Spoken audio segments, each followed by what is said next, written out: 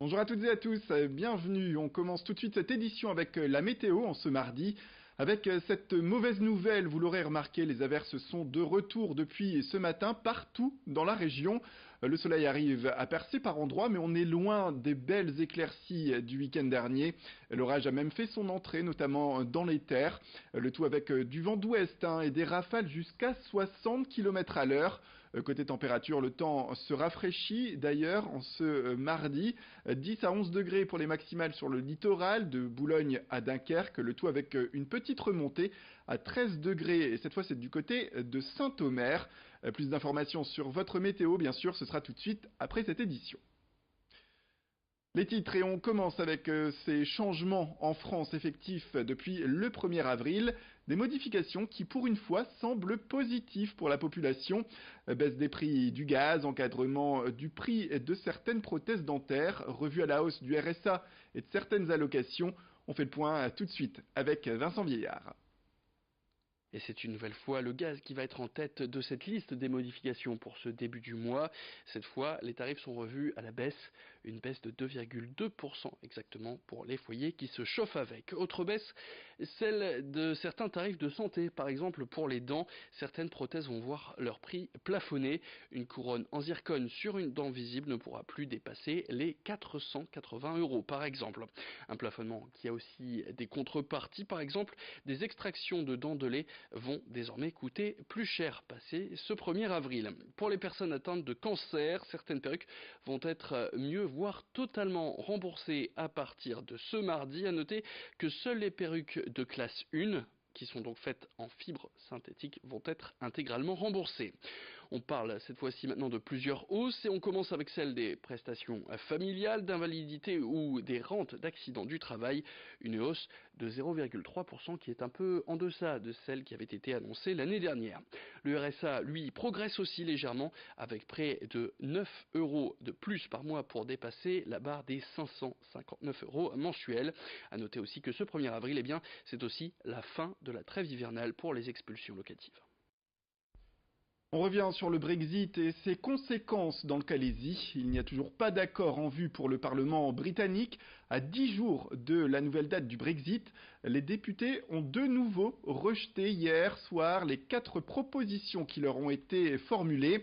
D'autres votes sont donc prévus demain, ce mercredi à Londres, mais le scénario redouté d'un Brexit dur avec une sortie de l'Union européenne sans accord apparaît de plus en plus inévitable. Les conséquences du Brexit et plus largement l'avenir touristique de la Côte d'Opale, c'est ce qui a fait l'objet d'un débat hier, c'était au Touquet.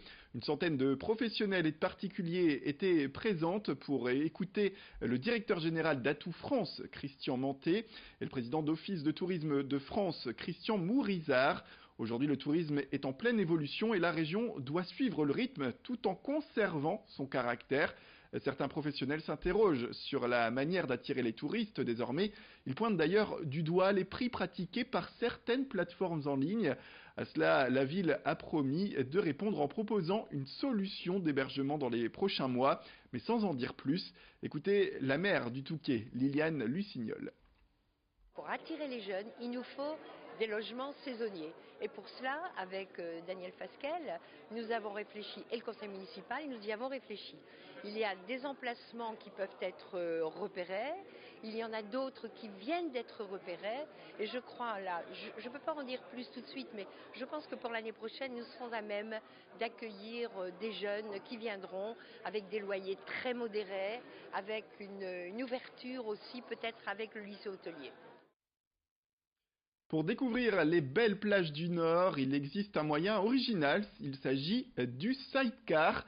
Depuis peu, Philippe Leroy, ancien skipper à la retraite, a acheté un Oural 750, c'est un sidecar russe d'une époque aujourd'hui terminée, mais avec ses grands vestiges qui résistent. Et à son bord, il propose des visites de Malo-les-Bains, du littoral Côte d'Opale, en 15 minutes ou bien à la journée, seul ou à deux. C'est une façon, on le disait, atypique de découvrir la région dans un engin qui se veut magnifique et qui ne passe pas inaperçu, c'est le moins qu'on puisse dire, vous pouvez le constater. Également, nous sommes allés rencontrer le créateur de cette entreprise, c'est l'occasion de découvrir ce qui l'a poussé à se lancer dans cette activité insolite. C'est tout bêtement en regardant un reportage de J'irai dormir chez vous. Alors Antoine de Maximini là, il est en balade aux Philippines, il arrive là-bas et il loue un sidecar. Et moi je suis devant ma télé et je vois ça, je trouve ça génial.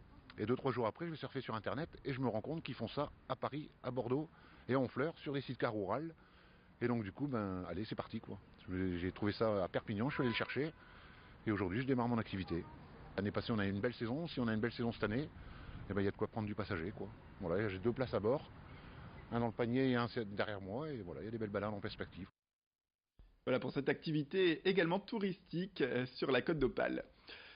Nous vous parlions hier de boxe, et bien voici également des images de tennis de table adaptées.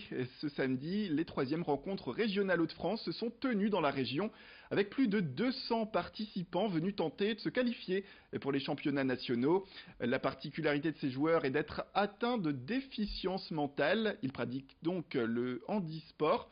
Enfin, le sport adapté, différent cette fois du handisport, qui concerne, lui, les handicaps physiques.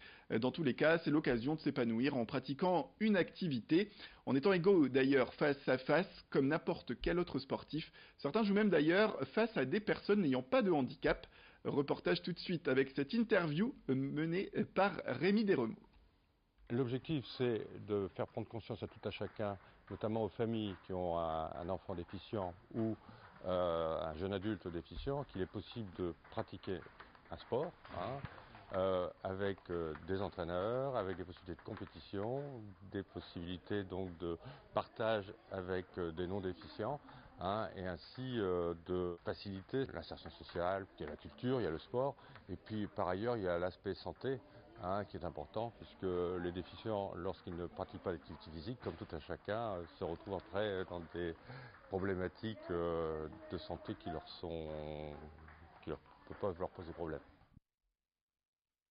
Voilà, c'est la fin de cette édition. Merci à toutes et à tous de nous avoir suivis. Restez avec nous, l'information continue.